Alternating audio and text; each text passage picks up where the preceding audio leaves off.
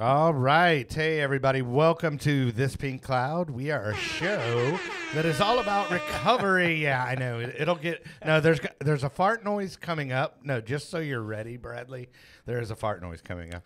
I'll go ahead and just ruin that and step on it for Chad, but he'll do it anyways. I'm going to make sure it's up for that. Yeah, fully loud, super loud. But, yeah, we're a show on recovery, multiple pathways to recovery, all kinds of... All right, sweet. Multiple pathways to recovery and, some mental health and all that good stuff. I'm DJ Kelly Reverb. I'm actually DJ Kelly Deverb. And sitting next to me is Chittleman.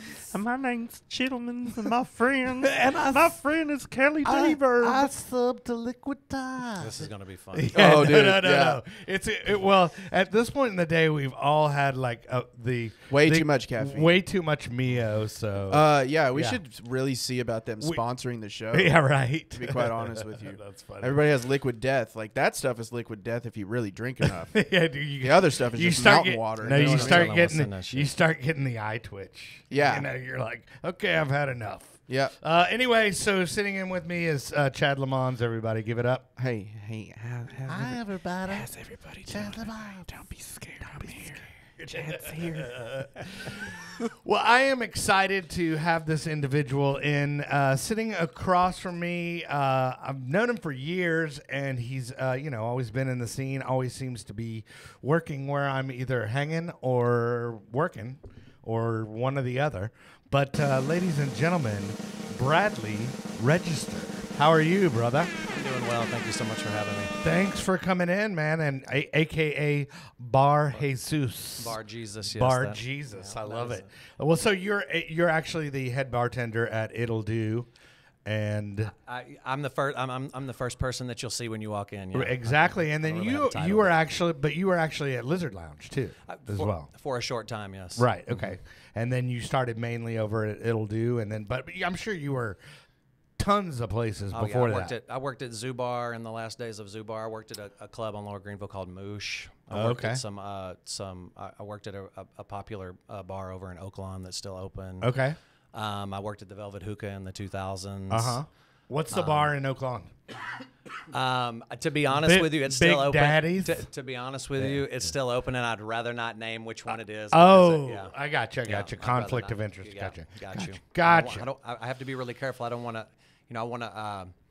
How does it go? You want to change the names to protect the innocent. I Or- got you. Yeah, man. Totally understand. or the totally. not so innocent. right? Totally understand. Totally But anybody understand. that really knows me. It knows me from those times. Knows what place that is. I gotcha. So. I think I gotcha. Yeah. All right. Well, cool.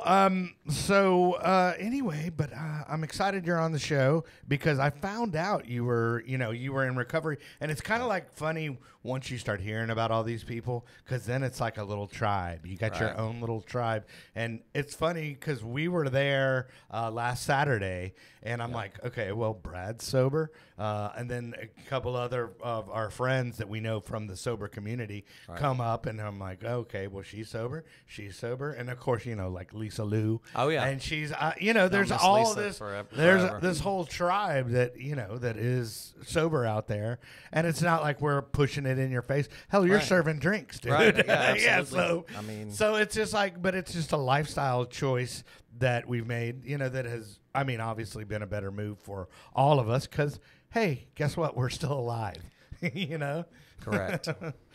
But so, yeah, it was cool to find out that somebody that, has your perspective of where you're selling and not selling, but you're serving the drinks, to the folks, Right. and how does that work out? But before we get to that part, let's hear a little bit of your backstory, and I'm sure we're gonna know a lot of the same people. Well, I'm not from Dallas, so Longview, right? Texarkana, Texarkana, even better. Texas, and Arkansas. So, Okay. where to start? I sort of got into the dance music scene loosely, kind of in the mid '90s, just through people that I worked with. I also dated someone that was into electronic music. Now, as far as my addiction and drug use, that started before then, probably in the early '90s when I was a young teenager. Right. All that kind of began with just the usual stuff. Smoking pot, drinking a beer, etc. And don't really have a whole lot of excuses as far as family structure goes. Mom and dad are still married. I'm right there with you. I don't have the excuses like it's not even excuses. Right. It wasn't like a broken home or Right. anything like that. Yeah. Yeah, it's not really, not that those aren't catalysts to make Oh, you yeah, do wild for shit, sure. because they are. Right. Yeah. I'm not trying to discredit that at all, but I didn't have the PTSD story, of a broken home. right, the Right. story that a lot of people with addiction do. Now, I do have addiction on both sides of my family, so I definitely think that played a major and plays a major role in what I would end up becoming and the things I would end up Sure. doing in life. Right. But, that's sort of where my addiction story starts. So Okay. I would go to junior high and high school. My dad was actually my junior high principal. Oh, wow. Okay. So that definitely That plays a role. it did. And I wouldn't. Would you do stuff on purpose to go, oh, yeah, you can't touch me?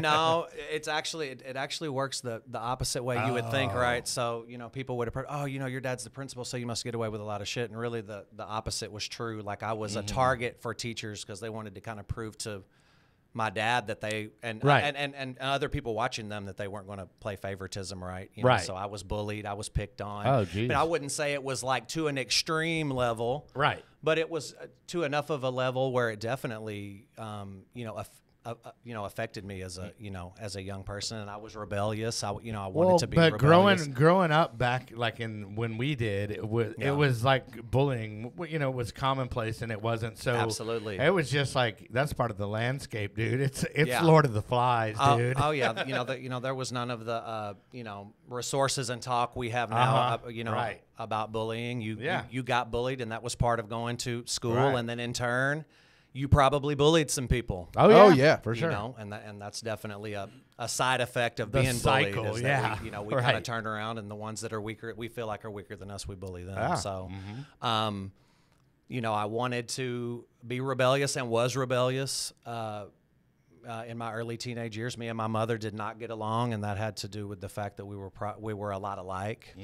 So we knew what buttons to put on each other, push on each other. And there were definitely times at our house that there were very tumultuous times where there was a lot of drama between me and my mother, screaming matches, that sort of thing, when I would act out or I would get caught, smoking marijuana or smoking cigarettes or whatever the deal was. So, but just to kind of... Was it like she was smoking cigarettes and going, Oh, Bradley! for sure. Oh, She's yeah, my like, mother smoked Bradley, cigarettes. put Yeah. those cigarettes down. Yeah, absolutely. But when you're 13, and you're smoking, I mean, I get it. yeah.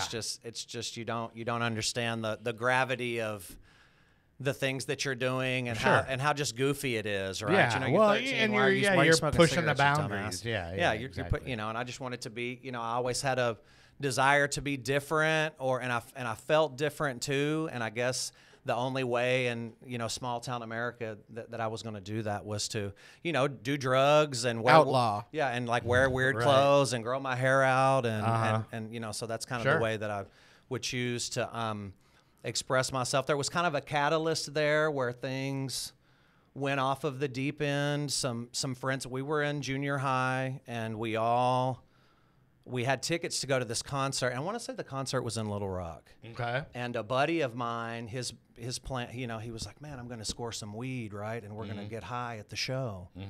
Well, he got caught at my junior high with my dad as the principal, right? He got caught with weed that day when he bought it. And you would have thought he got caught with like a kilo of coke. Oh yeah. Right. I mean, it's like 1994, 3 or 4 or something. Right. And I mean, a bunch of my friends, they got shipped off because of this Well, incident, right? but that was the war on drugs. Yeah, Still like the tail end of the war on drugs, and old Nancy For sure. Reagan. For sure. And I mean, Old Nancy Reagan with her war on drugs and everything like that. I'm like, man, that was like, it's to me, honestly, it's like prohibition, dude. It's just like, it's not working, dude. yeah. But anyway. Clearly. Yeah. But so, you know, a lot of my friends that were going to that show. Obviously, we didn't get to go to the show. Everybody's pissed, right? Oh, yeah. But it's this whole conversation with my parents. You know, we're going to find you face down dead in a ditch somewhere. Right. And I'm thinking in my mind, you know, and I mean, to look back on it now, you know, and my dad will fully admit that it was, you know, it's just marijuana or whatever. But Right. the bottom line is you can't have it in school. People were expelled, and a bunch of my friends ended up going to private school over the thing and getting shipped off or That's whatever. insane. Like now, like, and then Yeah. now it's almost legal. Right. You know, Dude. now it's almost okay. I had friends, and this is in like before, because I graduated 2007, so like 2005, 2006. I had friends that got caught with weed, and it's just a misdemeanor, right? Yeah. But because the way that they got caught, they threw away their chance at college. They threw all that away. Yeah, and that's- now you that's can walk down the ridiculous. street in Dallas and like people just fucking sparking up blunts. Right. And I'm just like, damn, dude, like that would have been nice back Right, then. yeah. But honestly, if it would have been legal back then, I wouldn't have done it. Yeah. For some reason, you know what I mean? If got you. the more accessible it was, I probably wouldn't have even Yeah, fucking you're done just it. kind of It would have been a attracted to the turnoff, right. attracted to the counterculture Yeah. or whatever it is. So, you know, from that experience, I would continue to be rebellious, and then I would get into high school, and I would get high every day before class. You know, we would smoke a joint on the way to school. I don't believe that I used drugs actually physically in high school. When I was a sophomore, because our high school started at sophomore. We didn't, freshman was still junior high. And so, drinking, smoking pot. I'd done a few psychedelics, but you know, nothing of any frequency or of really any kind of you know, credible like merit or whatever. But I would eventually, when I was a sophomore, my friends were seniors and they all graduated. So my parents sent me to this Jesus camp, right? Okay. And I would basically convert to being like this extreme right wing like Christian in my junior high and senior year. So I went one to of this, those places where they try to confess the gay out of you or something like that. Totally, Yeah. man. Yeah. Like this woman that ran this camp. This camp was in Hot Springs, Arkansas. And this woman, I won't name her name, but she's passed away. She was old then, but like this is how old she was. She would talk about how you know now they take crucifixes and they'll piss in a jar and put a crucifix upside down in a jar and they call that art. Well, I would learn later that was Robert Mapplethorpe, right? You know, and that was some of his art. And that's just how old she was preaching to us, you know, these teenage kids. We had no idea who he was. Right. You know what I'm But saying? He was thanks like for Patti letting Smith's lover, like back in the 60s or something. Know. Yeah, cool, whatever. Right. But anyway, I joined this church, right, that was that where I'm from, a lot of people really did consider it a cult. Now, I mean, we weren't like drinking poison or, you know, dancing with snakes or anything like that. But it was a very That would have been extreme- rad if you were. I mean, it would make it a lot more interesting. But I mean, you're talking about people that like believe in magic, like they believe that like people's teeth are being filled with gold, and like people that practice witchcraft can turn into fucking like animals and shit, like the wildest shit. Like, you know, you watch TV and what was that guy's name, Benny Hinn, and he's waving the towel at people, and people are passing the fuck out everywhere. Like that was my church, right? And they really did. Their sort of angle was they plagued on people my age. So it was full of kids, you know. And when you're that old, you have this like this passion in you, and a lot of that is due to just growing up in hormones, right? And they really would like zone in on that and really use that to their advantage, right? And then they use the other kids to make you impressionable towards it. Yeah. You know, so they're like usurping your youth, you know? Yeah. Right. And so there was a main street where I'm from where we would like drag a full wooden cross up and down the street, like preaching out of a bullhorn, you know? And so I did that. I was involved in that for 2 years. And when I graduated high school in 1999, I quickly realized that I was really doing a lot of that stuff just out of a fear of an eternal damnation or something. I know. And I woke up one day and I was like, "Fuck this shit! I'm done with this shit. Like, I want to party. Yeah. You know, like all my friends are partying. Like all my old friends are partying. Like they're out here, like they're taking ecstasy. They're going to fucking raves and shit. Like they're doing all of this fun Well, stuff. that whole church, the church has always kind of done that. Like, is the whole damnation card, you Right. know? And I don't believe it's like that. But I mean, I'm I have never had an NDE, so I can't really say. But I mean, I'm just like. That's what that's how they have power over you. Correct. And use that against you. And I mean, I don't believe any of that, stuff anymore, but I Right. did suffer a lot of trauma from that. Yeah. Oh, yeah. I mean, I was scared to death. Yeah. There are parts of that experience that still affect me today. Right. That still just, there are times where I'll have high anxiety about death and dying, which is something it's silly. Right. That's something that we're all gonna go through. It's all, yeah. But some of my drug use and some of my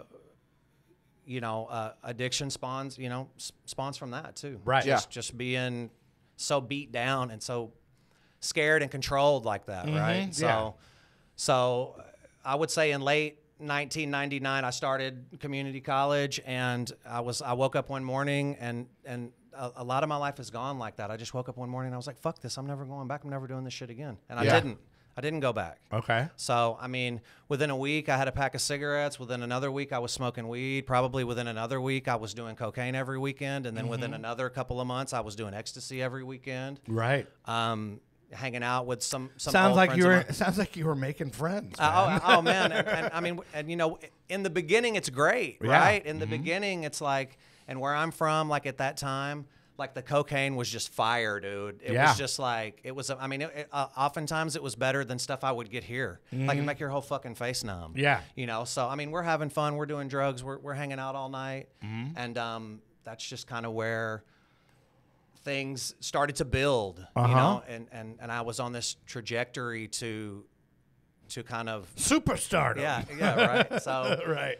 so I started college, and then I went to community college, and I went to community college in Texarkana. I went for a couple of years, and I did okay considering. I mean, I would go to school after being up all night on acid, and I would still go to school just like Hell yeah. just like tripping Right. balls, But I'd made a commitment to go to school, so I would show up, Right. and I went for 2 years, and I'd taken some art classes, and just like a lot of other jackasses, somebody told me, "Hey, you're good at art. Why don't you go to art school? Be an artist."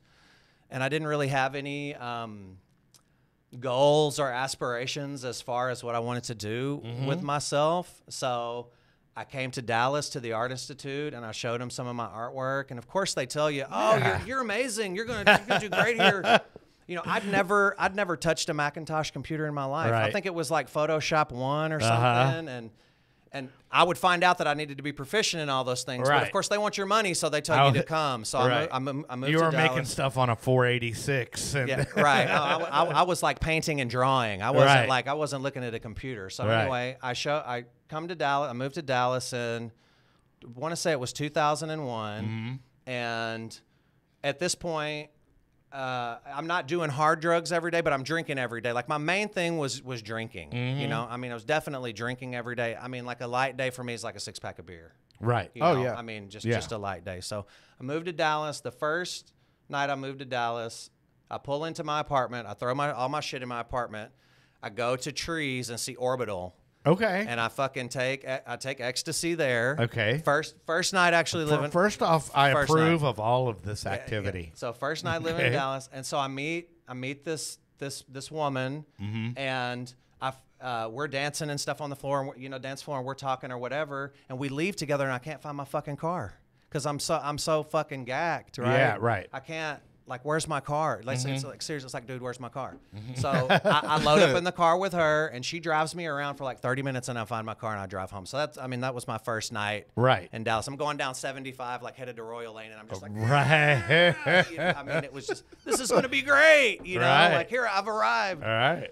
And definitely from where I'm from. Now, I had been coming to Dallas to go to shows and Deep Element stuff since the 90s. So I had experience coming here, but I wasn't from here. So I didn't have like any drug hookups. I didn't have any. So we would just be in and out, right? Yeah, you didn't build up your network. But so, that's kind of how life started here in Dallas. I would go to art school. Right. I would quit 6 months in. I would start dealing drugs. I bet nobody at art school did drugs at all. Yes, right? well, let me tell you. So Surprise. I get approached by this like really dopey like white dude at art school, and I do remember his name. Chad. I can remember what he looks like. No, but it's very close to that. It's one of the very. It was me. It's one of the very cliche names that people like to Giga call Chad. people. But anyway, I guess I had asked him where I could buy pot or something, and he was like, "Yeah, and if you want, do you want to sell it?" I mean, it was really just kind of like, and I was like, well, fuck yeah, because I mean, I just moved to I saw a That's need there at the art hilarious. school, and so he's like, well, come by my place. I live, up in North Dallas, da da da da da. So I start buying pot from this guy. Right. And not only can I sell it, but I can set you up with your own business. Right. Dude. So- That's great. So I start buying weed from this guy, and I'm buying like a pound a week. I'm Oh, going up, really? yeah, Holy just like brick Yeah. Mexican weed. Yeah. I mean, there's some really high end weed floating around, but it's not like it is now, right? Yeah, it's sure. not. It's just not like that. So, I'd quit school. I was selling drugs, and I was living over off of Worth Street and Fitzhugh, where at that time I know there was two of them, but it was called the DJ Compound. Okay. So yeah. there was two of them because I know that there was another one that you talk about. But this Right, is the there's other the one in North Dallas. Yeah. There was the one in North Dallas at it was at Spring Valley and the Tollway. Got you. It was the Davenport, and I think it's still around actually. But yeah, okay. So, but the other DJ Compounds North. Yeah, right. Got you. Yeah. Well, it was Or over south. here. It was in East Dallas. So, and I'm sure that building is still there. It was probably like 10 units. I won't get into naming who all lived there because I don't. Like I said, I want to protect the names.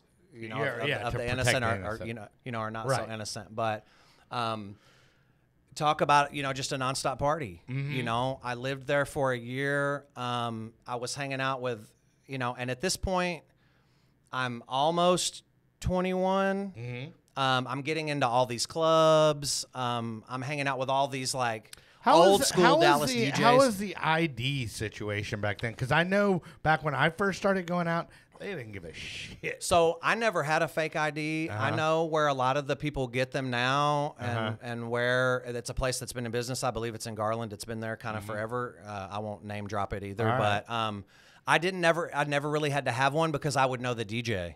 So I would either go in with the DJ and just hang out. And I wasn't stupid too, right? I wasn't one of these guys that goes in and then I'm like passed out at under the bar or something. Yeah. So I kind of I had a sense of control in that manner where they're just like, if I get you in this place, you can't fuck this up. Right. You know, Yeah. or I'm gonna. So you would I Correct. Yeah. So I never really had to fool with that. So I can't really speak to that. But again, partying all night. At that point, I started to use Xanax as well to kind of come down off of drugs. So I'm like taking drug cocktails. I didn't mention either that when I started college, I also was addicted to Adderall. Oh, and that was yeah. kind of in the very early. I don't think Adderall came on the market in '96. Now, were you prescribed Adderall? I was. Okay. But I did it very connivingly. Okay. So I was a 90s slacker in high school. And when I got into college, I was very far behind. So I'd heard about this stuff that you could take that would make you study all night or whatever. So I go to my pediatrician, who I was still seeing, Nice. and I fill out a piece of paper that had been like copied so many fucking times. It Right. was like a copy of a fucking copy of a copy. It's like a 9 Inch Nails song. And Right. it was just like, it was like 15 questions. And so I just answer them, and then he gives me a prescription to Adderall. And I'm talking about like 30 milligram, blow your brains out, like every hair on your fucking body standing up. Whatever it is, let's do it. Whatever it is. Let's get it done. Yeah. If it's a quarter ounce of Coke too, let's do it. So I'm doing Adderall during the day. I'm doing cocaine at night. I'm using my heart like a Rocky speed bag. Yeah, right. But my life's kind of together, and I'm getting shit done. Right. So I'm still doing Adderall as I'm living in Dallas. So basically, what happens is my drug dealer, he gets robbed. Okay. Okay. Guy kicks through the door, shotgun, takes him for like 20 pounds of weed, shoots the place up, and he moves like to past Denton somewhere. So he's gone. Right. So I'm like, fuck, what am I gonna do? So I started working at UPS, and which sucked. It was fucking awful. Oh, yeah? And me and my roommate at that time over at the DJ compound, we had a big falling out, right? Okay. So he calls my dad at my dad's work. He was a principal at a high school at that Sure. time. Tells Okay. my dad I'm dealing drugs or was dealing drugs. Like Oh, totally he rats narcs me. on you. Yeah, Rats you. totally fucking rats me out to my family. So my dad shows up in Dallas the next fucking day and is like, "Get your shit and we're fucking going home. You're coming back to Texarkana. Like Right. you're out here wilding. I've not been to jail. Right. Not been arrested for anything. Working but at UPS. Right, but he can see the trajectory of my life and see that it's not going in the right direction. Okay. So I really don't have any choice. My parents never really paid any of my bills, but like what am I going to do? Like, Right. Yeah. I'm basically in an uncomfortable situation with somebody that I live with. I have nowhere to go. Right. You know, the way I make money, real money, like Yeah. enough money to pay my rent is gone, and so I just load up and go back. So I go back home, continue to just party. I'm coming to raves in Dallas. I meet a girl at a rave in Dallas. Then I moved to Denton. So I'm back in Texarkana for wasn't even a year, maybe 9 months. Right. They don't have weed in Denton, do they? They have lots of Right, yeah. really strange. Yeah, they people have are doing all strange kinds of- shit up there. Yeah. Dude, it So- is like a really shitty version of Austin. It's like the Austin of North Texas, It but is. multiplied by like shit. Well, and at that time it was in a very weird, like the '90s were over in Denton. Let's take this opportunity to completely shit on Denton, dude. I love Denton, Texas. If I had, No, I had love more to Denton, do dude. there, I I do would have too. I stayed love there, it. but I had to leave because there was nothing Right. else for me to do there. But so I moved there, and to speak to that was a very weird time in Denton because Denton was a really cool place, like in the '80s and '90s with Sure. Fry Street Fair Fry and whatever. Street Fair, but all yeah, that yeah. shit was over. Like they canceled all that shit for whatever reason. So the music scene was kind of weird, and so I start going to UNT, and I always had a sense of keeping my life together to a degree. I was kind of functional at this portion in my life, you know, and I would end up graduating from college. The day of my graduation, I'd been up all night doing cocaine, and my mother, luckily I lived like a mile from campus, and my mother calls me and she's like, "Why aren't you here?" And I'm like, "What do you mean?" And I'm like, "Oh shit." So I like dive in my clothes. I literally like walk into my college graduation. I get in line I mean, it was like in a movie. Like I Right. get in the line as my line is walking in. Bueller? Right. I go up there, I shake the guy's hand, they take a picture of me. The pictures, I was so strung out and so looked so bad. Right. My mother threw the fucking pictures away when Oh, they came wow. in the mail. My mother called me and she said, I could look at it for 1 second and I threw it in the trash. Bradley, That's how bad you look. Bradley, you look dead Oh, inside. I mean, you know, I'm sure my pupils were just big as Right? Cokes. I would love to see that. Oh, my God, it dude. was I insane. would love to see a survivor of So, Bradley, like with the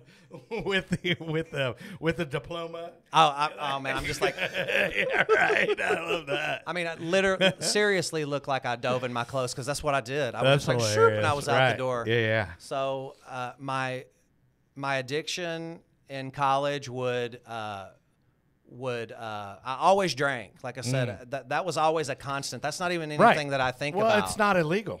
You know, so Yeah. I was always drunk. Yeah. And for me, I always knew even from a young age that really drinking was my problem because I would drink and then all of a sudden the inhibitions are down and then we're calling the dope man. Like Right. we're going to the, Yeah. the Yeah. Coke dealer's house or wherever. So I ended up getting a drug hookup in Denton where their thing was meth, right? But they were selling a lot of meth. But oftentimes when you sell a lot of drugs, like whoever you're getting those drugs from, you got to sell other drugs too.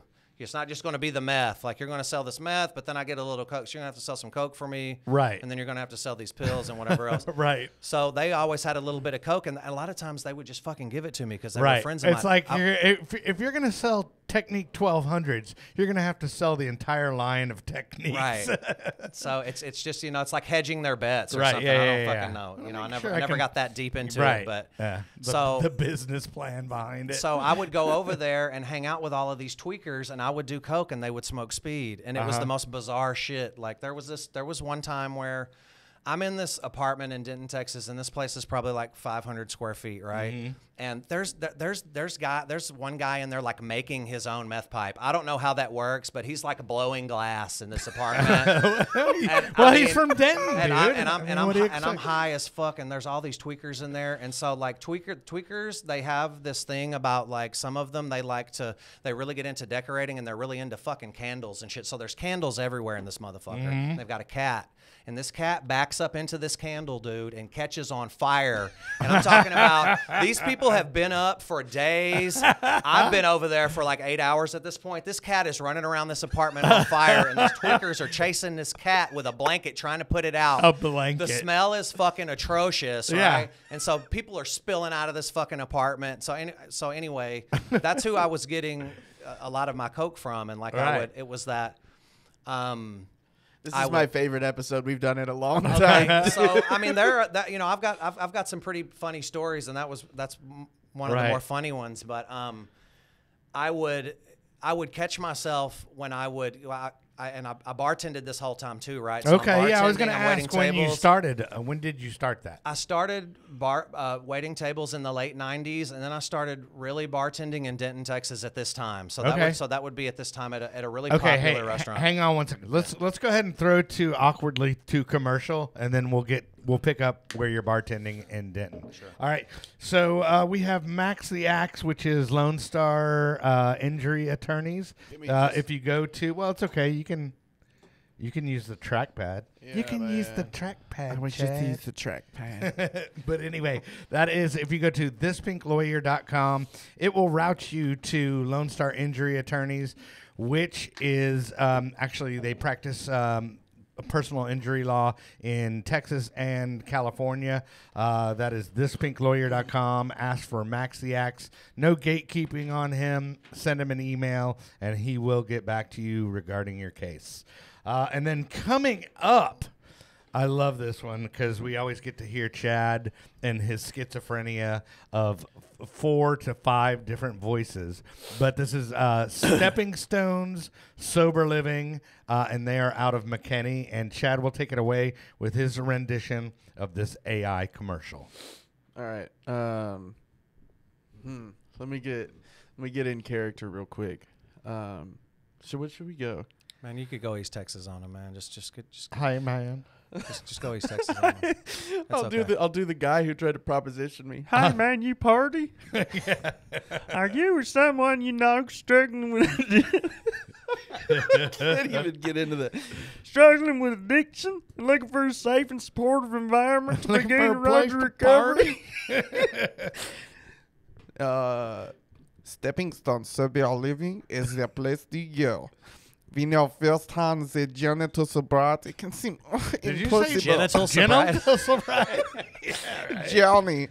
Journey to sobriety can seem impossible, but you never have to do it alone. I love the fact that he lets me do this. Yeah. Go ahead, Morgan Freeman. It's that. Our community provides the support and encouragement you need to stay on track and achieve your recovery goals. We offer clean, comfortable. I'm gonna do a Dusty. Oh, man. Comfortable accommodations. That will help you feel right at home. Right. Plus, they're really close to historic downtown McKinney and several vibrant recovery groups, so you can easily access the support and resources you need to succeed. Recovery is a journey, not a destination. If you are serious about your recovery, then we want to help. We went to hell. Oh, fuck, it's so good. Anyway, thank God we what was that? You just snorted. I dude. just Dusty. Dude. But anyway, so that is Stepping Stone Sober Living. The number is 920-454-0569. Once again, that is 920-454-0569. Ask for Joe Lindsay, and Joe Lindsay is the guy that's running it. He's got 2 houses now up in McKinney. Yeah, he's great pretty dude. badass, Great man. dude. Great Super dude, badass. doing good, and he sponsors the show. Yeah. So. Anyway, and then do you want to play one of our new tracks? This one is actually out streaming now. So people kind of ask me what we do sometimes and don't realize. Just when we can play this track, but when the bass line hits, oh fuck, it's so good.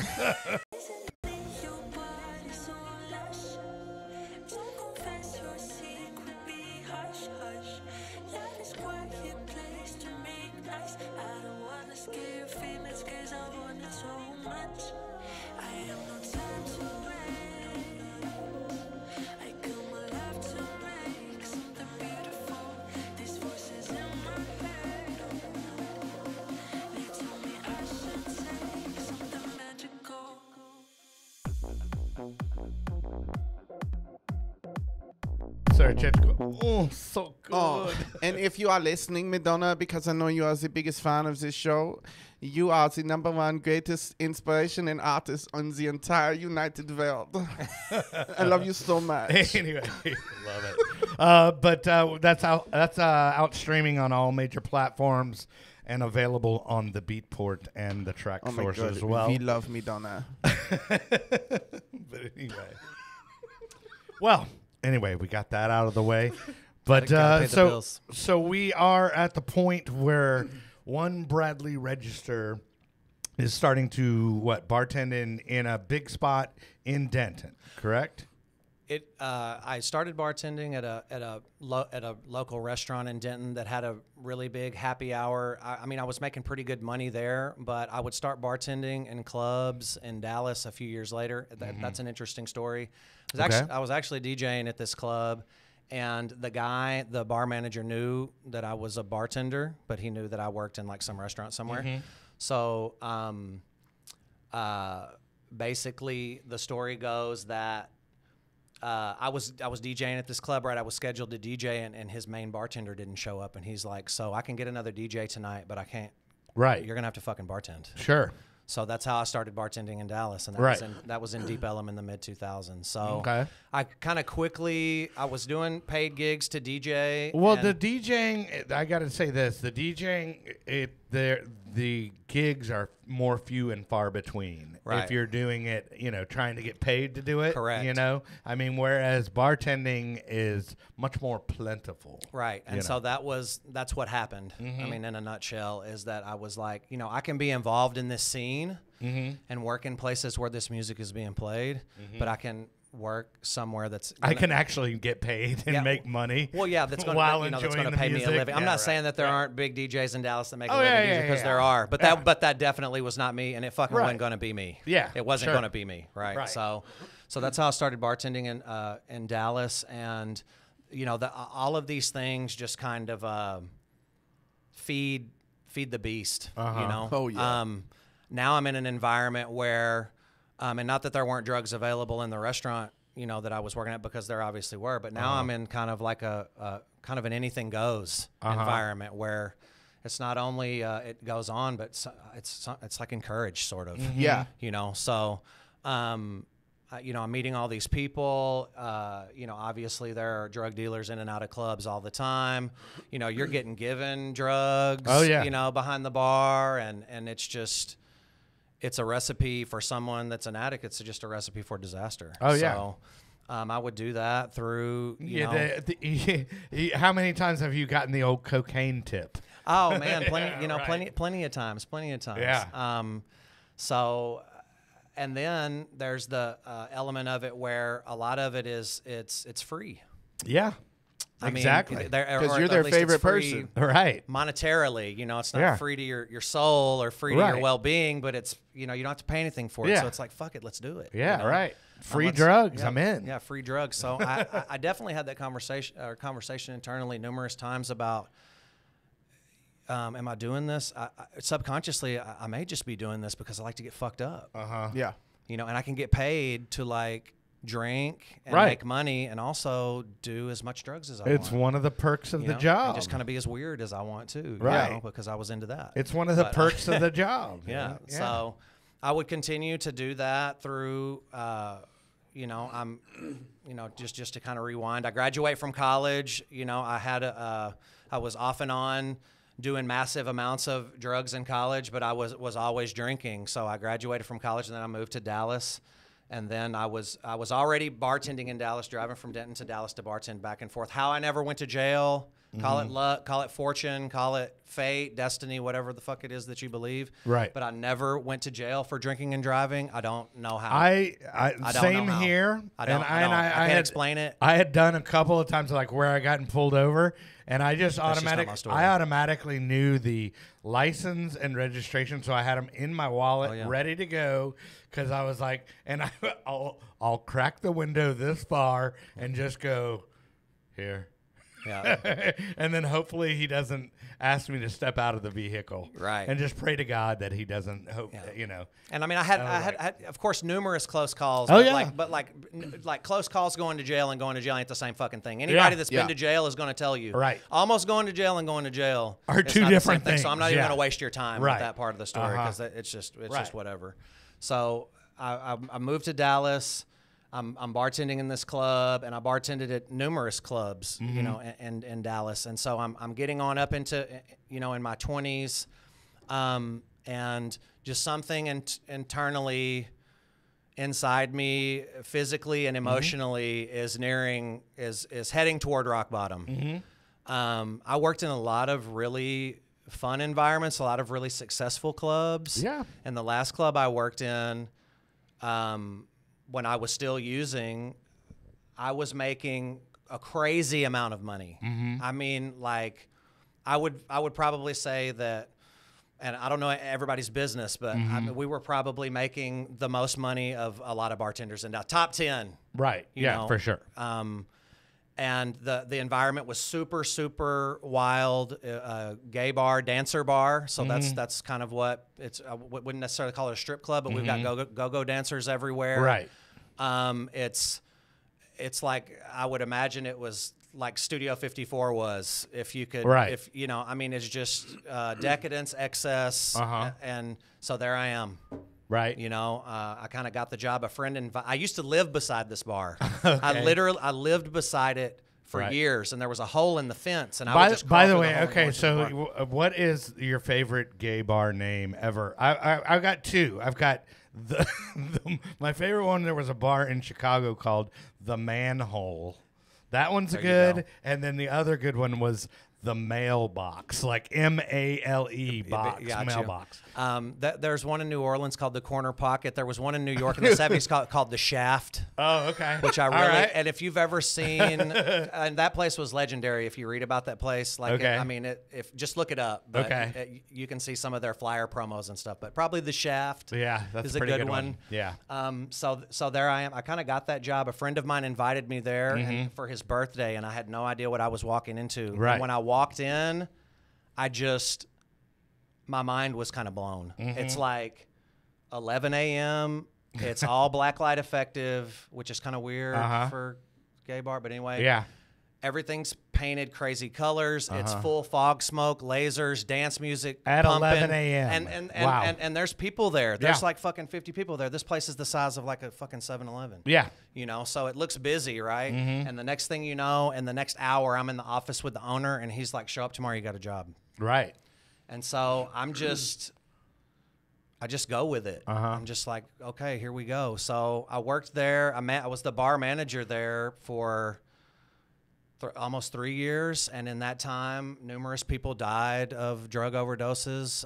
The guy that owned the place actually passed away from a heart attack that was caused by drugs. I would go to the hospital in that time for drugs and alcohol. Oh, would you like yourself? You would be like actually like Patient? Patient. Yes, yeah. I went to the hospital for drugs and alcohol. I got picked up. This kind of became a thing for me. I got scared of driving.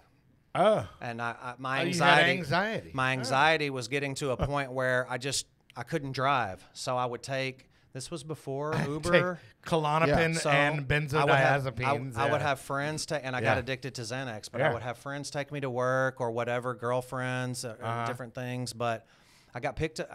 I would drive and I would have a freak out and I would have to pull over and then someone would have to come get me, right? Yeah. I remember vividly where I was the time I went to the hospital. I was at the Tollway and Royal, and there's a school there. I always tell myself I'd remember what the name of that school was, but I can't. And sometimes I still drive by there and we'll pull in that parking lot. Right. And just think about, wow, Yeah. Like Look at was- where I'm at now. Right. Yeah. So I would this thing would happen to me where I would drive and I would get super anxious and then my body would it was almost like I was having a seizure. Like my fingers Yeah. would start doing this. Uh-huh.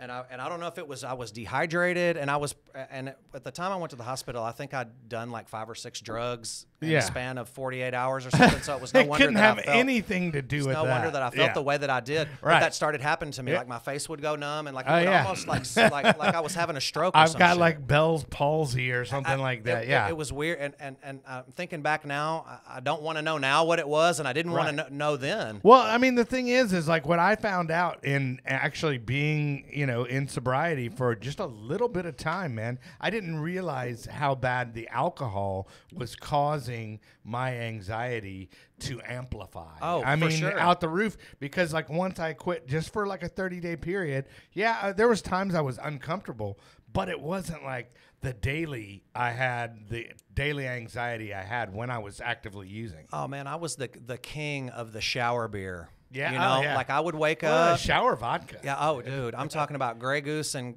grapefruit in the shower. Yeah. So, but it's that cycle, right? And that's one thing that I always kind of forget to talk about is that really was why my addiction. One of the main reasons my addiction kept going was the drinking. It was like I feel so fucking bad.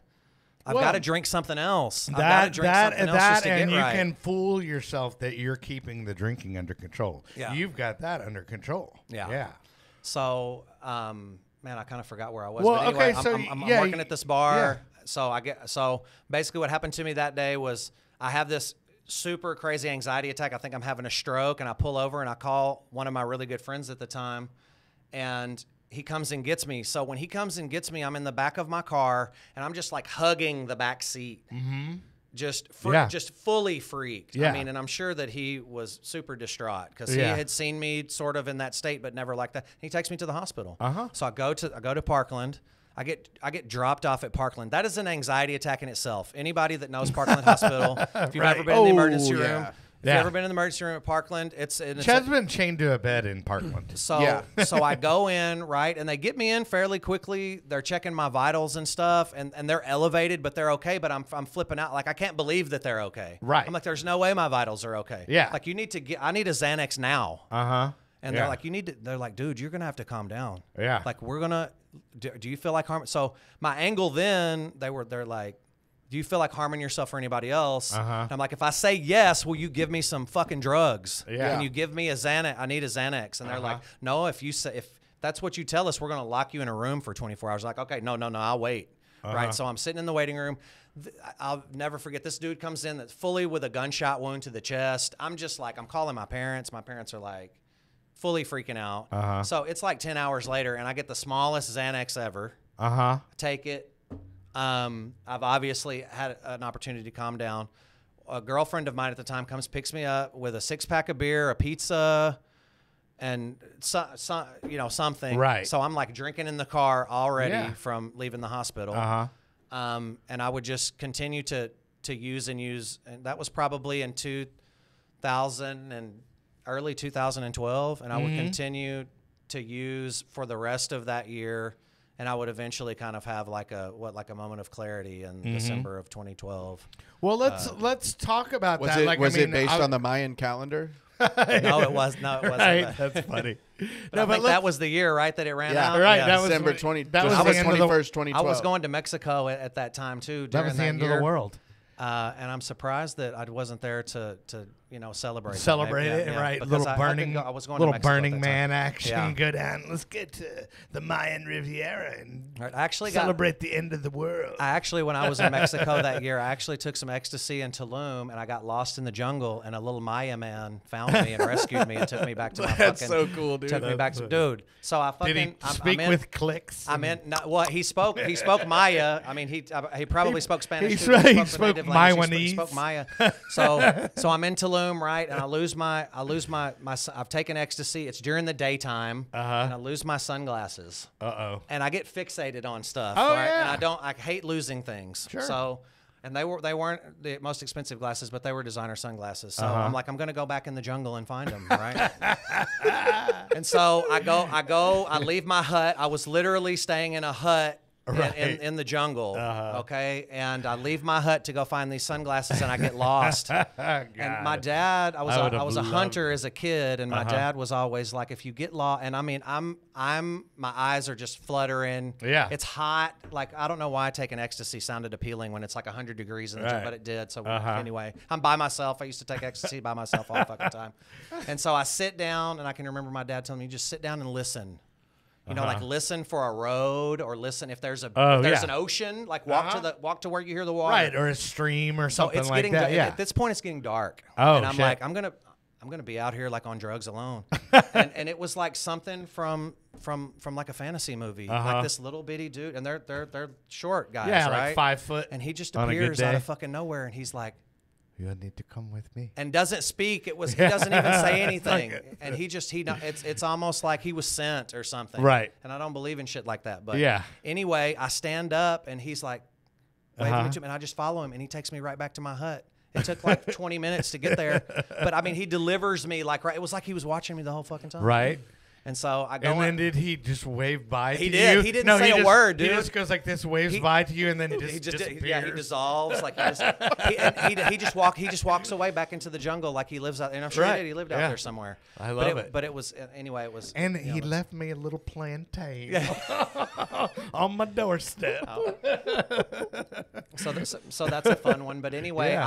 I would eventually in December of 2012, I quit working at that club in early 2012 because we had basically the catalyst of that was that the guy that took the place over just wasn't really taking care of the employees. We'd been robbed at gunpoint. I'd been shot at.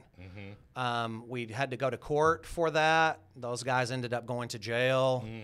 And our owner refused to put cameras in the parking lot. He refused to put a peephole in the front door. And so for whatever reason, I was like, this money's great, but if I'm dead, I was like really traumatized from that, right? I'm like, Sure. if I'm going to get shot and killed and the owner doesn't care and he doesn't want to do anything to make the place safer, then I got to quit. Right. So I just partied that whole year, went to Hawaii, went to Mexico a few times, just party. And I would end up going to visit my family. It didn't work the rest of that year. Would go visit my family that December of 2012. I did a bunch of ecstasy one night with like this really old friend of mine, and somehow I ended up at my fucking sister's house. Okay.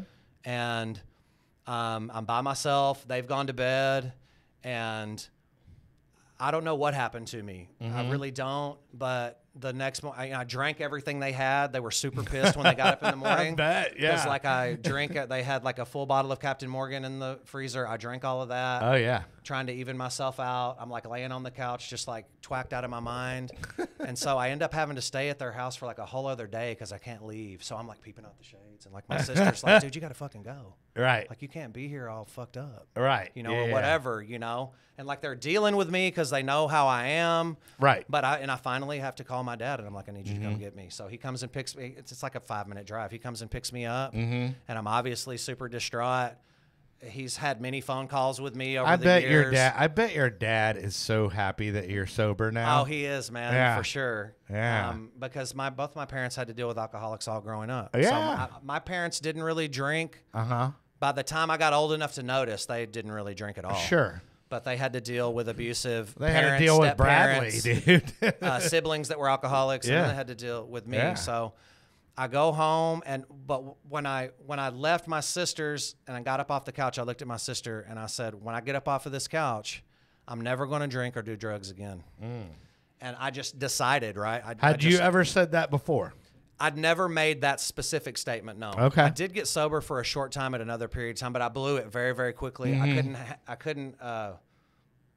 I have some anger issues, and I wasn't able to manage my anger properly at that time. Okay. And so I got really angry at one point, and I was just like, "Fuck!" I was in Mexico again, and I had no business being. I had no business being in Mexico sober, Right. like newly sober. Uh-huh. And it was a total trip from fucking hell, and I was just like, give me a Corona. Right, And yeah. then the next thing, I'm like doing blow in the bathroom at one Yeah. of those big chain Right. place. Anyway, so I blew at that time. But anyway, I look at my sister, I tell her that, And it was true all, but I did have I did have a prescription for Xanax, and I had some Xanax in a bottle, and I did take a Xanax that night. Mm-hmm. And of course, me and my parents have like a big sort of intervention, maybe, I guess you would call it, like in my parents' living room. Mm-hmm. And I would stay there for several more days, and then I would go back to the house that I lived in Northeast Dallas at that time, that I lived at for many years. And I would just sort of start to white knuckle it. Right. And that's kind of where the sobriety story, I guess, would begin. I got you. Yeah. So yeah, let's talk about that. Like, let's talk about, because I know, we had talked in a little bit of a pre-interview before about how, AA or the 12 steps wasn't really part of your solution. And that's okay, because like what we do on the show is, we try to point out that, hey, you don't have to have this in order to obtain, what you... Chad just there was a lot of farting. Yeah, but you don't have to do this in order to... Yeah, you don't. Yeah, so what worked for you? So somebody made a statement to me at one time in my life. It was probably toward the end days of me using, but and this guy had a lot of good things to say to me, other than all the negative things that he brought to my life and I brought to his life, but that's another podcast. Okay. But he told me one time, he was like, man, all these people that you've surrounded yourself with, and they don't fucking care about you, man. Mm-hmm. They don't. Yeah. Like they don't care where you end up or what you're into or what you're going to do tomorrow. So you just need to wake up and realize that like all these people that you have around you suck, and they're not really your friends. They're not really here for you. So like when you're a bartender, a lot of bartenders, you have that everybody knows you, right? But not many people know you. Yeah. So like same as a DJ. So there were absolutely. So I'm preaching to the choir, but you have a lot of hangers on in your life. You have a lot of people that you're surrounded. Not that I don't have true friends in my life, because I do. Right. And I love the people that come to the club, and definitely now that I'm sober, I love the clients and the customers and whatever. But you have to have like a kind of a force field around you, especially when you're sober. But anyway. Right. That's just kind of one of the statements that I focused on, and I didn't want my story to end like so many people in my life. I'd had a lot of people around me die from drugs and alcohol. So when people start dying, it kind of starts to really get real. And I didn't want my story to end that way. And part of me was just a little too vain to let my story end this way. I'm looking around and I'm like, man, I've had every opportunity in the world. Yeah. Like I came from a good home. Like I went to college. I have a college degree. Yeah. There's plenty of other things I could do in life. I have plenty of time left in my life. Like what the fuck are you doing? Like what do you? I would look at myself in the mirror and I didn't know who I was anymore. Yeah. And I think a lot of that too was the reason that I used is I was searching for something, and maybe I didn't really know who I was, and I had to relearn who I was because I was living a life that really wasn't me. And I used to say this all the time. You weren't your authentic self. I wasn't. Yeah. And there's a lot of that time in my life. That's kind of why I was nervous coming on here, because a lot of that stuff I've forgotten about, and I pushed it out of my mind. I pushed it out of my mind, but it really was like I lived a nightmare, and one day I just fucking woke up. Right. And so when I look back at that time in my life, a lot of it doesn't even seem like it was real.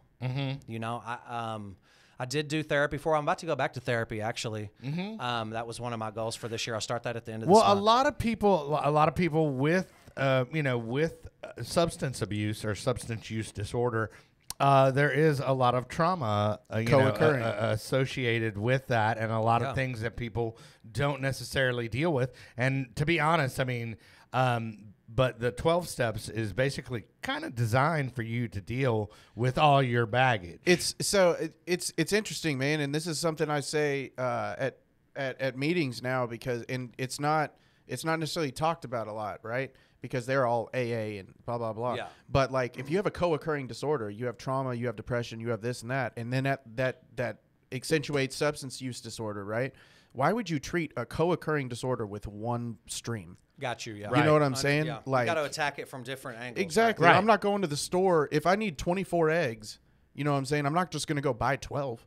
Yeah. That would Right. be fucking stupid, right? Yeah. So we Right. got to start looking at it that way, and that's like Well, we're yeah, a I'm huge not going to proponent go of to therapy. I'm and not all going to that go stuff. to the general practitioner for cancer. You know, I'm going to Yeah. go to the oncologist. Well, I definitely explored some different things, and there are some things that I believe that are taught in AA that that I did do. I did apologize to a lot of people. I didn't fucking go around apologizing to everybody, because a lot of those people fuck them. Yeah. And they don't deserve an apology. Right. But people in my life that I felt I owed an apology to, I did apologize to them. Sure. Yeah. But I sort of my goal was basically, I would say this: I'm just going to try to get 1% better every day. So I would Yes. try to. Oh, I know that book. I would try to do things that normal people do. So Right. I started going to the grocery store during the day. Are you talking about atomic habits, stacking habits? Right. I started to work out. I got really addicted to being physically fit, which whether that, you can really spiral. We've had a guy on the show that had body dysmorphia with that piece of the puzzle going on, but it was just an overall addictive personality. Oh, that he absolutely. had. I mean, there was probably a time in my life where someone would have told me I had an eating disorder. I was upset. There was a time in my life where I weighed 125 pounds and I was like 26, 27 years old. Yeah. Right. I was obsessed with being like really, really skinny. So I started working out a lot. I started reading. Like I started just kind of trying to enjoy, luckily I had the luxury of having some money saved and not having to go to work. Right. Yeah. Or, I would go to the park and, just go on a walk or what, just do those kind of things. So I did those kind of things for several months. It sucked. Yeah. But I just felt like there are times in my life, there are pivotal points throughout my life where, just like I said, I just fucking decide. Like when I decided to use drugs, Right. it was on. Yeah. Yeah. Like it was just, it's go time. Right. This is what we're doing. Right. So when I decided to quit, that's what happened. So I ended up I didn't work for several months, but then I would get a job in a coffee shop. And I was like, this is going to be good for me. I'll be Right. there at 5 a.m. I'll be off by 1 or 2 in the afternoon. They did serve beer there, but it wasn't, and I did have like weird anxiety about, oh my God, I'm just going to put my head under the tap and just, Right. but I wanted to do something with myself kind of in a service environment. Right. But I didn't want to work in a bar. How does that? By the way, so how does that work? Because we're coming up on the hour here. Okay, sorry. No, it's all good. No, it's been all interesting. But like, so what? As far as like what you do now, like, I mean, people might find that strange that you're like, I mean, so you went from getting sober to working in a coffee bar that had beer, Yeah. and then how long did it take to graduate back to full-time bartending? Probably like another year or two, Okay. I would say. Uh-huh. I definitely thought long and hard about it. Well, it's a very lucrative, occupation, It's just or what it I've can always be. done. It's just what I've always done. Yeah, and the other thing is like people talk to me about DJing, obviously, and I just say, man, they're not going to get rid of alcohol on my behalf. Right, correct. Yes. And So- if you're and- fucking good at something, you're fucking good at something. Right. You got a And s- personality like yours, man. Like people eat that shit up. Well, and I made a commitment to myself as well because I'm really, even though I like to party, whatever, I really am into dance music. I've always been. Oh, I've yeah. been into house music for Sure. a long, long time, and if I had to have given it up, I would have. But Right. I made a commitment to myself. I was like, you're not going to be one of these people that you're strong enough to not have to become a hermit. Right. You're strong enough to not have to just disappear. Yeah. You're going to be able to enjoy things. You're going to be able to enjoy this music that you love. Right. So I just made that commitment to myself, and luckily I was. But like I said, if I had to have given it up, I would have. It was just like no holds barred or whatever. I was going to do it. But people, I just don't care, right? Mm-hmm. People will try to buy me drinks all the time, and if they don't understand, like that shit doesn't bother me. Right. If someone pressures me in that way, they're not a friend, they're not cool, and fuck you. Right. Like that doesn't bother me. That the whole peer pressure thing, and I just when people ask about it, I definitely will tell them kind of a short version of my story because that's part of me. Like that's one of the reasons I did this today. Honestly. Yeah. I was really nervous about doing this. Okay. But one of the reasons that I did it is because I owe it to myself and I owe it to other people. Okay. Because I think it's a little and if you can't talk about it or whatever, I get that. But for me, it would be selfish to walk through my life and kind of not Right. share my story. Yeah. Because Yeah. it may inspire some people. Well, I mean, that's the thing, like people will, DM me and say, "Hey, man, I heard you were sober. Do you have any happens to me, too. tips or anything like that? Because I'm sober curious or whatever, And I'm like, yeah, dude. I mean, I get it, and if you can't navigate it successfully, dude, I can probably give you some, tips or tricks to hopefully get yourself out of it. you Right, know? and that happens to me a lot. I tell myself every year I'm not going to do it, but I do make like an anniversary post on Facebook, and I always say, if you need to reach out to me or if you need anybody to talk to, please do. And people That's do, cool. man. That's cool that People you do that, man. I love They that. do. They're, I've had And if people reach anybody, out to me and if all kinds of anybody ways. can find that little Mayan man in the forest, tell him thank you. tell him thank you. And I got his plantain. I love it, dude. Well, I appreciate you coming out, man. Yeah, I could talk to you all day. You're super easy to talk to, and I loved the stories too. Yeah, they man. were great, man. Yeah, dude, this got is gonna some- be a fucking awesome Yeah. episode. It got some real good. I'm trying to think of the one story that I really had in mind. There was the cat, and then there was the Mayan guy. Oh, do you want to hear the one about the pit bull real quick? of course. I'll tell it Let's real go. fucking quick. Okay, Let's but go. this is what happened on my fucking 30th birthday, right? Okay. So I'm in the Fair Park area. I have partied all night. We're probably still drinking at this point, trying to come down off of whatever we've done. It's actually my birthday's tomorrow, by the way. Okay. Well, So- happy, Happy early birthday. birthday. Thank you Yeah. so much. So anyway, I'm in this.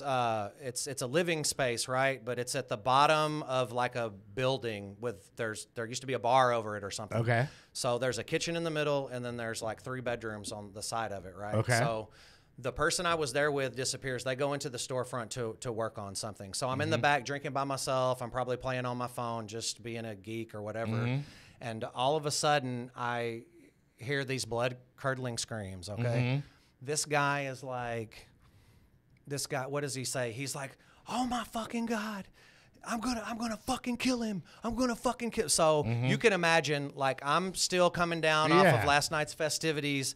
I'm half naked. I'm throwing my fucking clothes on. I'm trying to figure out there's a back door, right? So, and then there's a sheet separating me from whatever is going on. So I'm like, it's about to spill. Whatever it is about to It's spill about into to here. spill over here. So I'm getting my clothes on. I'm like, what the fuck do I do? So all of a sudden there's a knock at the back door, and I'm like, what the fuck? Like, and whoever this is it's a dude, and he's something. He's been stabbed. He's been shot. Something has happened to this person.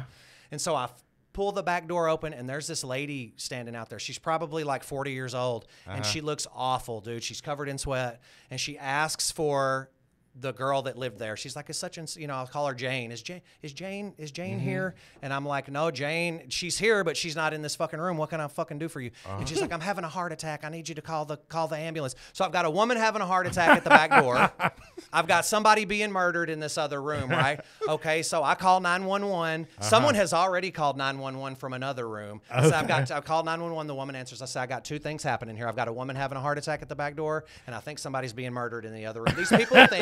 These people, and I'm talking way faster than I'm talking now. These people think that I'm fucking crazy, probably, right? Okay, so I believe I brought the woman inside, and I shut the door, and so the ambulance eventually shows up. Nobody comes into the room yet, so I have no idea what my friend is still elsewhere. So finally, the guy that's screaming and the person I was there with come through the curtain, and the roommate's pit bull attack. And this guy's the landlord. Okay. The pit bull attacked the landlord and bit his balls. So this Ow. dude, he shows us his nuts, right? Uh-huh. The pit bull had bitten his ball sack, and he's just like, Ow. look where this motherfucker bit me. Da, da, da, Right. da, da. And I'm like, the ambulance is checking this woman out. She's going to be fine. Uh-huh. And I'm like, we need to get out of here and get to a bar quick. Uh-huh. Because this is just, but that's how that story ended. But he's literally showing us his ball sack, dude, and where this dog had bit his nuts. Nice. So that's how my 30th birthday went down. Happy Anyway. 30th. Beautiful, dude. Happy birthday, man. Dirty 30, dude. Oh man, it was something else. But That's anyway. funny. Well, hey, so y'all can always go see my boy Bradley, aka #BarJesus at It'll Do, right? You're out at It'll Do. So, and every Friday, Saturday, Sunday. Thursday, Friday, Saturday, every other Sunday. Okay, got it. Cool, love it. Chad, thank you for coming out. Anybody you'd like to shout out or shout outs you'd like to give? I do. My Okay. my wife Logan. Okay. My my daughter Marlo, and my parents, definitely Marvin, Linda Register, and my sister Juliana. Okay. And there's a long list of people that didn't write me off in those days and put up with my bullshit. I'm not going to go down that list, but those people know who they are, and I still talk to those people today. Right. So thank you so much. Well, cool. Well, and as I always say, we're glad you're not dead. Yeah. Same. Yeah. All right. Well, be sure and tune in next week. I'm sure we have somebody fascinating, right, Chad? Yeah, man. Fascinating. Fascinating. Probably not as cool Fascinating. as this, though. Not as cool as this. thank you so much. Yeah. Yeah. No, it was great. Thanks again for coming out, Bradley. And for having then be sure and tune in. Oh, actually, be sure and subscribe if you get a chance. Yeah. Like sure and and subscribe Instagram- it. We're But almost don't do at- it for Kelly. Do it for me. Yeah, exactly. 'Cause- Smash the no, like no, no, no. button. But yeah, 'cause we're actually almost, we're- can be Mr. and Mrs. Beast. I don't know. Whatever that means. I don't know. But we're almost much at, caffeine. We're almost at 1,000 Yeah. I subscribers on think I was the on the 999th one. on the YouTube. Hell yeah. On the YouTubes. Yeah, man. Anyway, but thanks for watching, and remember, kids, there is no magic pill for sobriety, because if there was, we would all take too many.